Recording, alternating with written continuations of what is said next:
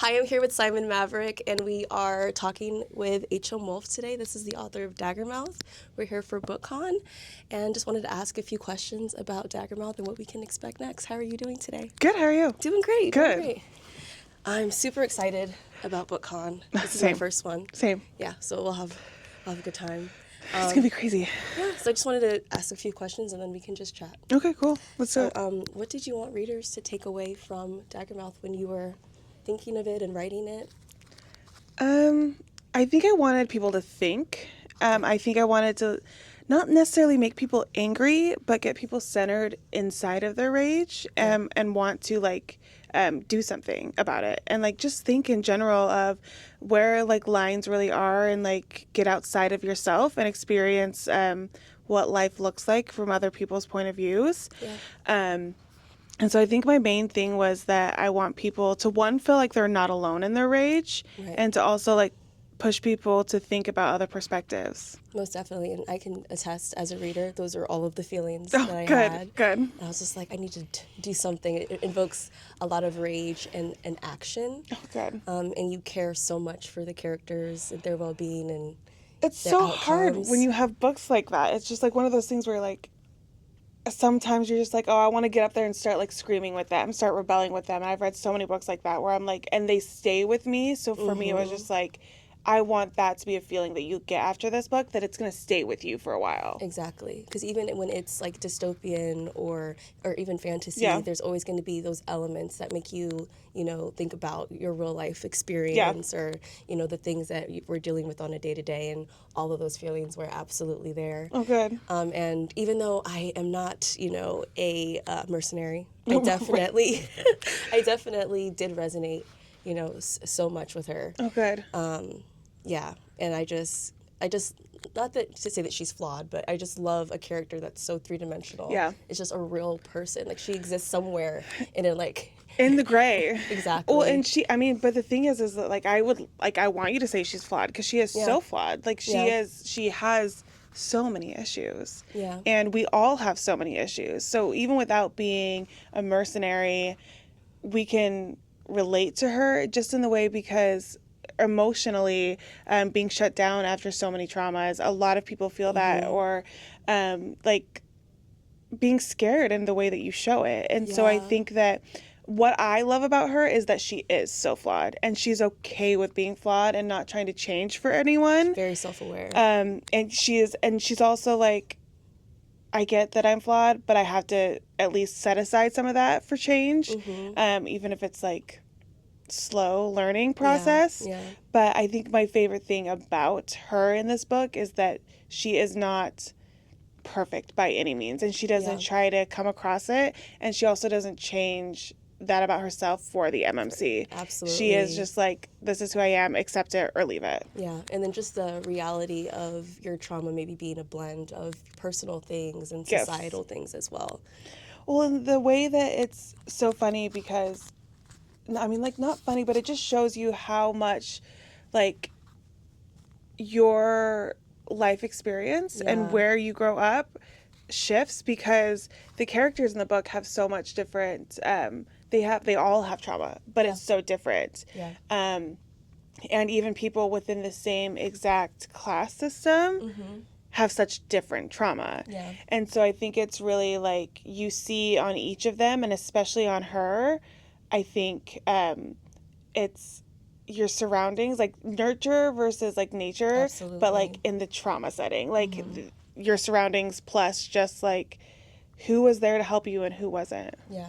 And I just really appreciated the intentionality, because I feel while the reader is coming to terms with that and understanding that, so are the main characters. Yes. So it's just I'm learning to write with Shadira and Grayson, because we both learned that lesson from different perspectives, for sure. And it's one of those things too where I think that you find yourself a little bit in these books in that sense, and kind of figure out that it's okay to be this way. Because Shade is very much like I am in a lot of I don't really want to show my emotions, unless I'm super close to you. I'm on guard for everything. And so with her, I think it was fun to write her, because it shows you how to have empathy for a situation that you have never experienced. Yeah.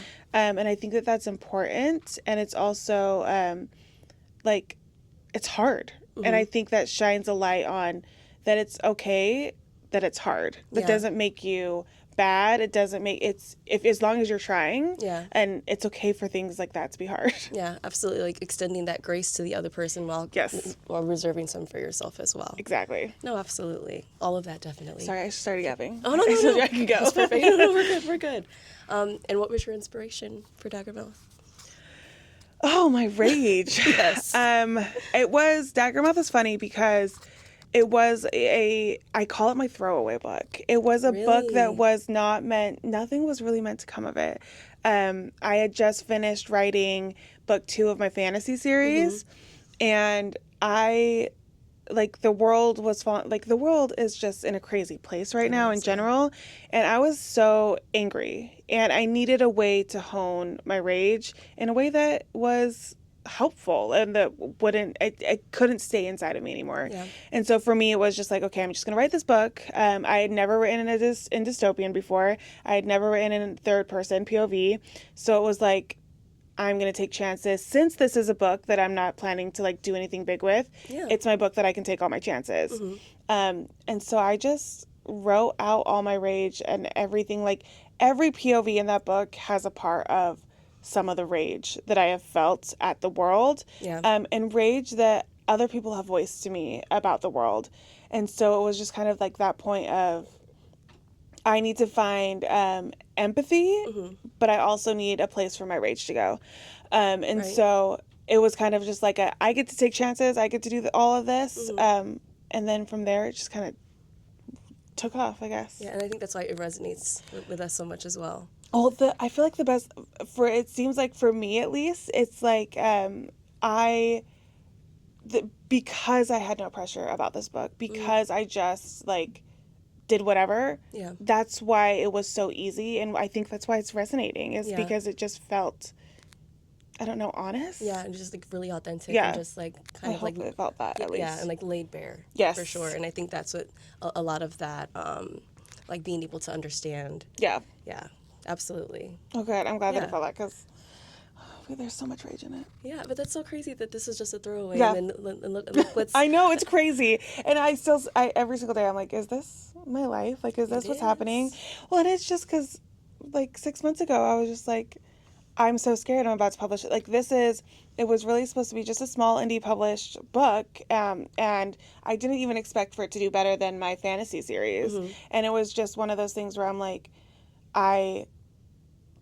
I'm just going to put it out there. I'm not going to do a whole ton with it. And like 6 months later where I am now, it's really cool. But also like I have like endless amounts of gratitude of the fact that I'm here. Because what is my life? I do have to say though, because like the whirlwind, and I know that like your community and your fans have grown exponentially, but I remember when it first came out at the end of last year, it was a very loud minority, and I think that really got, because that's the reason that I picked it up. I was like, oh, let me add it to my Kindle.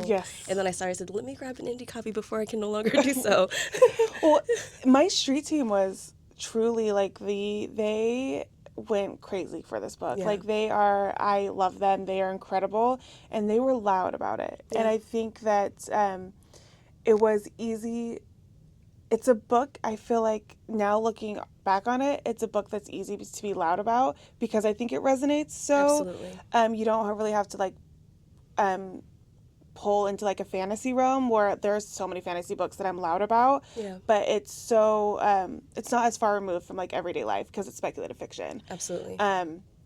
And so it's really easy to be loud about in these times. And so my street team just kind of said bet and went for it. And so I like give so much of the success of Daggermouth is in their hands because when I said do your thing, they just started screaming. Their passion and excitement was infectious, and I was like, I need it on it. I love them. They're incredible. No, absolutely. So we see a few different POVs in Daggermouth, and I'm super excited about the audio coming out as well. We just had an announcement about the narrators. Are there any POVs in the story that you think would have given an interesting perspective, or that you maybe had considered that didn't end up in the final copy? Jaeger. Okay. I wrote a couple POVs of him initially, but for the way that book 2 is going, I needed to save his POV. Okay. And it was one of those things where there were so many of the other ones that were they needed their voices. Yes. Yeager didn't really need necessarily his own voice in book 1. And so I took him out. But I think other than that, there's one POV in this book that is just a single POV, one POV chapter. And I was going to give them more, and I changed my mind at the last minute where I was like, I think it'll hit better if they just have a single chapter of just their POV. I feel like that kind of worked in the first one, too. Yeah. Yes, that did. And kind of piggybacking off of that, it's not one of the questions, but just wanted to just say that the intentionality behind the POVs that you did choose in Daggermouth and seeing every perspective of this vast world that you created was, I think, so perfect. And it really made you empathize sometimes with characters that you normally wouldn't empathize with. And I think that it really lent well to the storytelling for sure. Well, thank you.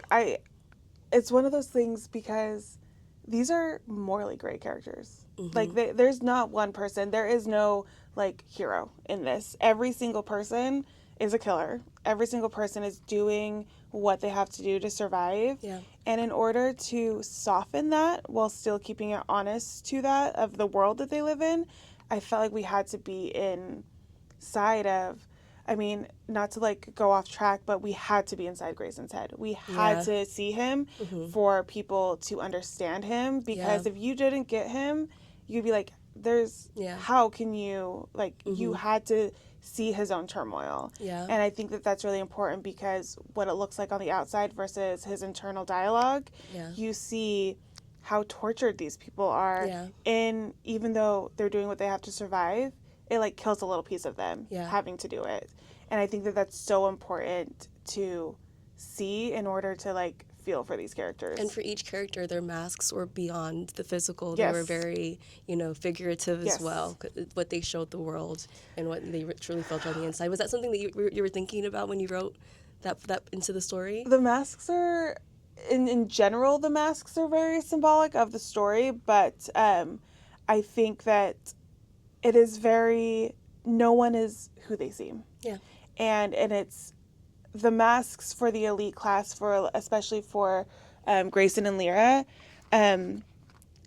those are basically, for them, it means something different than it does for the rest of the elite class. The rest of the elite class, we're wearing these masks so we can basically hide our crimes. We can hide behind, the symbolism in that is powerful men can hide behind the mask of power. Like, nobody can see them, nobody can touch them.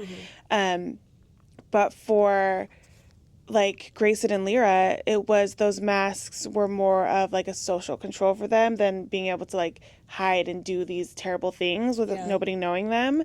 For them, it was more of like a way of showing that they are controlled.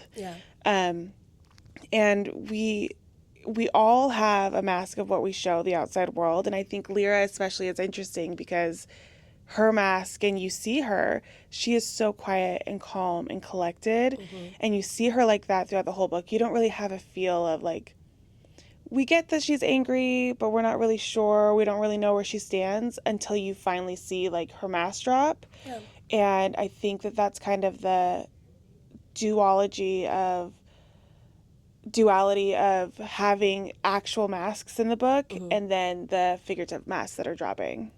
Absolutely, and I felt like that definitely shed through in the writing for sure. Good. She's one of my favorite characters. She's such a badass. Yes, she really is, and she's like accidentally.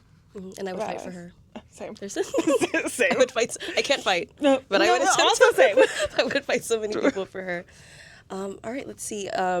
So we've recently got the information about the audio. Yes. So we're really excited about that. And your perfect fan cast for, let's say, the main 4 characters. What actors would you want to see in those roles? Okay. And have you thought about this? Yes, I've thought about this extensively. Michael B. Jordan. Oh, yeah. For Callum. Oh, yeah. Tessa Thompson for Shade. Okay, Tessa Thompson and Thor. I feel like we need to see them in another movie together. Right. That's also, they work so well, even though they're not, they wouldn't be, but I'm like, they're fantastic together. Yeah. I am not super sure about Lyra and Grayson. Okay. They are hard for me. Mm-hmm. Because they are so vastly different in themselves throughout this book. They have such different starting points of change of who you think that they are. Right. That it's so hard to, like, I see multiple people, like, not to, I mean, he's like the daddy of dystopian, Theo James, the original for Grayson.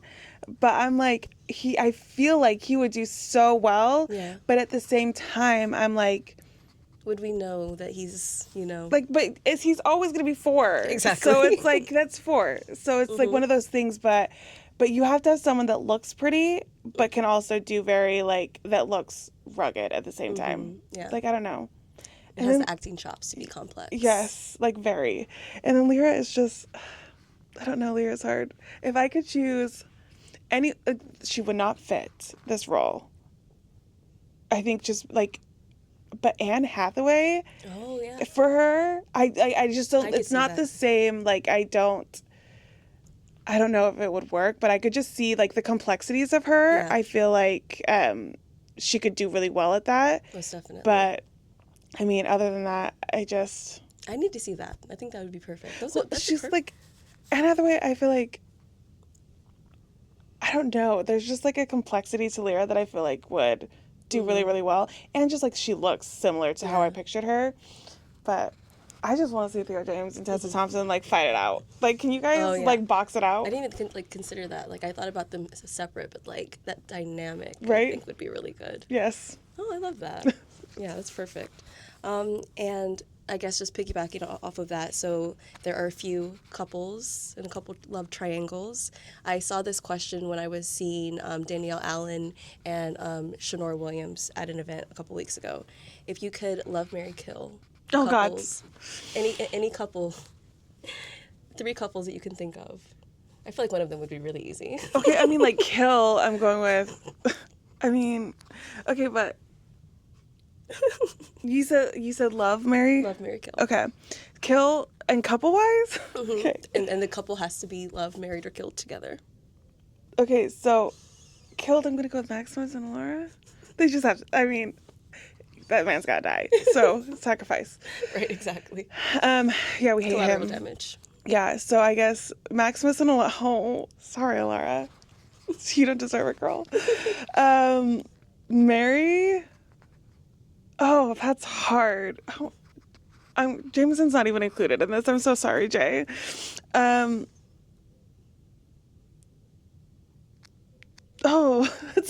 hard. One. I know. Okay.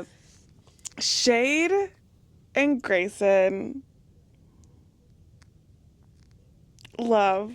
And then Callum and Lyra, they deserve to be married. What's the same? Because it's such a toss-up with those two. It's like, you love them both.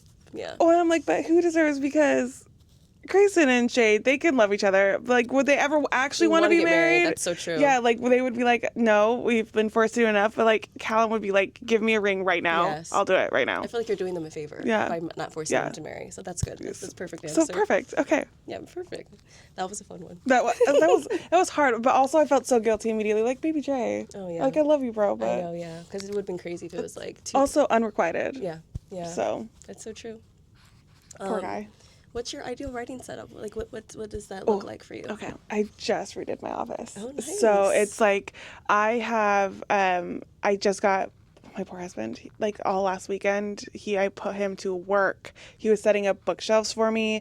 So I have a bunch of bookshelves on my wall behind me and one big, large, I cannot have clutter when I'm writing. And I learned that very quickly. It started out not having clutter, but then as my office and I, like, of course, got new books and stuff, it just got really cluttered. So I've cleared out my office and I've made it really, like, not moody, but, like, I have a dark blue wall. I have, like, dark furniture. And I need, like, calm vibes. So definitely candles. I write at night. Like, my biggest thing is I'm a night owl. So I start really writing around, like, 8 or 9 p.m. and I go till like 2 or 3. Like that, those are like my peak writing there's, times. Creative juices happening in those hours. That's like, I've always been a night owl. So like nighttime and then having everything dark. I have a single ring light that I put on in the corner that's like my only light in the room. So everything, and then I just like put out all the sounds and listen to like some insane, like just, it's not really classical music, but it's just like insane orchestras. Oh, like the instrumental, getting the vibes right. Yes. Yeah. And so, or I listen to one song. It's Lion by Saint Mesa. Okay. And that song goes on repeat. And I listen to that over and over again. It just fits the vibe. So just like dark and moody and like candles lit, music on. Yeah. Nice. And I'm like, really nice that you have a new office. I know. I'm so excited about it. More space for more books. Yes. It's Mike calls it my principal's office. Oh, so I like that. He'll come sit down and he's like, I feel like I'm in trouble. I'm like, sit down on my desk. Nice. So, but yeah. And speaking of books, I know that we have book 2 in the works. Yes. After Daggermouth. What's next? Anything you're working on that you can talk about? Yeah, I can talk about things. Sorry. I have These Crimson. I can talk about that. Okay. These Crimson Delights is a dark gothic romance. Nice. Penny Dreadful meets Phantom of the Opera. She's the vampire. He's a vampire slayer. Right. True, like, mortal enemies to lovers. I was going through a mask kink when I wrote these books, so he is also a masked vampire slayer. I just got goosebumps. The proof is here. It's like, that one has been written for a while, so that was, that's like my baby. Yeah. But I love her. Her name is Jack, so it's also like, and it's like Jack the Ripper London, and like Victorian age London, where you're like the fear is like there, just like the but it's fun because they absolutely hate each other. I love that. And, I'm excited for that. Yeah, I'm really excited for that one. And I have some other things in the work. I think that I can say it, but like a dark, like rom-com. So yeah, I'm a mood writer, and so there are a couple things where I'm just like, I will write, and I needed something light after writing a dark gothic romance, and that one, These Crimson Delights, is a dark romance for sure. So it's like even the romance is dark, but I'm in such dark worlds all the time that after Daggermouth and after Python, I was just like, I need a palate cleanser. Yeah, I need something fun. I need something light, and even though like it's technically a dark romance, it's a comedy. So it's like, it's light and it's fun, but it's also just like, I giggle at myself as I'm writing it, and that's what I needed. Yeah, so, that's perfect. So yeah, so those are a couple things that are coming. Looking forward to that. Oh, thank you. And then one more question. You don't have to answer. This wasn't on the list. No, hit me. What's the last book you read, or one book you'd recommend? So right now I'm reading Seek the Traitor's Son by Veronica Roth. Me too. Okay, stop it. We will talk after. Okay. But yeah. So that one, because it's like one of my, and I think it's really cool. It's something that I never thought that I would get to do, because she has been somebody that I really look up to as her writing and dystopian in general. But I get to do a author conversation with her for the release of Seek the Traitor's Son. Oh, that's so exciting. And it was so cool because I was so excited to be reading this book. I'm like, I cannot wait for it to come out, and then get the opportunity to do that and then like read the arc. I feel like honored. So, and she's like, she's so dystopian cool. Queen. Yeah. I love her. I saw her talk at Comic-Con. Yes. And I was just like, oh, you're like, can you be my friend? Right. She's that girl. Yeah. I love her. Yeah. So like right now, and then This Wretched Alchemy. That's the other one. Tina. She is incredible. Yeah. It does not seem like a debut book whatsoever. I love that when that happens. So she is. And that one's coming out soon too. So those are the two that I'm working on right now. Oh. Yeah. What are you other than? I'm reading, I'm at like 68% of Seek the Traitor's Son. Okay.